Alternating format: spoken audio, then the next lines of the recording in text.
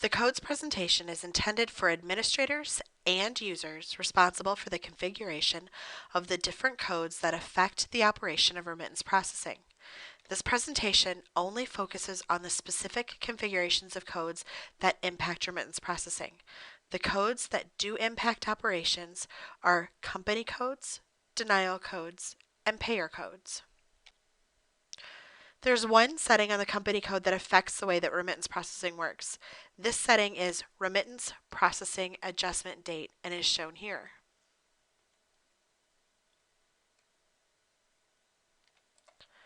The configuration setting for this setting determines which date will be used as the received date on adjustments posted to calls by remittance processing. There are 3 total options for that setting. The first is to use the current date. When this option is selected, an adjustment is posted from remittance processing, the current date will be used as the receive date for the adjustment. Use call date. When that option is selected, and when an adjustment is posted from remittance processing, the call date will be used as the receive date for the adjustment, regardless of when the adjustment is actually posted. The final selection is remittance receive date. When this option is selected, the adjustment will reflect the same receive date as the payment credit, which is posted from remittance. Thoughtful configuration of denial codes will supplement the automation capabilities of remittance processing. Denial code actions are considered by remittance processing when determining the next payer and next schedule for a call. It may be ideal to configure some adjustment codes with the denial action of change to payer denial schedule, which is shown here, so that calls with an adjustment code configured in this manner will get a next schedule of the payer denial code schedule, making it easy to identify and review the calls to determine that the adjustment was appropriate. This type of configuration can greatly decrease the amount of time that's spent reviewing a remittance. Configuration of the default schedules on payer codes is absolutely critical to the operations of remittance processing.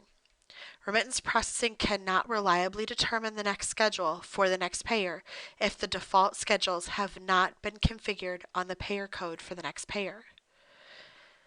Here we're looking at an example of a payer code of Medicare, and we're on the Defaults tab to go through the different type of default schedules that can be associated with this payer code. The first is the default primary. Set the billing schedule that a call should be on when this payer is being billed as the primary payer. Next is the default secondary. Set the billing schedule that a call should be on when this payer is being billed as a secondary payer.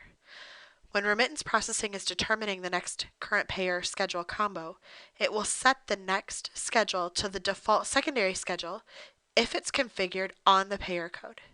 If it is not configured on the payer code, then it will set the next schedule to the default primary schedule. So if the secondary schedule field is left blank, remittance processing will set it to the default primary schedule. Next, we have the denial schedule. Set this schedule that a call should be on when it is going to be configured for review purposes. Remittance processing will set this schedule as the next schedule if an adjustment code that is configured for a denial action of change to payer denial schedule as part of a payment or adjustment that is being posted to the call. This is explained in the previous slide. Automatic crossover, which is the last of the schedules that can be placed on a payer code.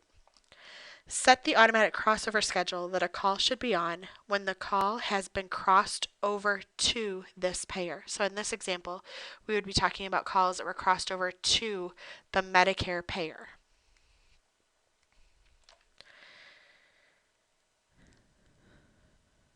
Remittance processing will set the next schedule to this schedule instead of the default secondary schedule when the remittance indicates that the claim has been forwarded to the next payer automatically.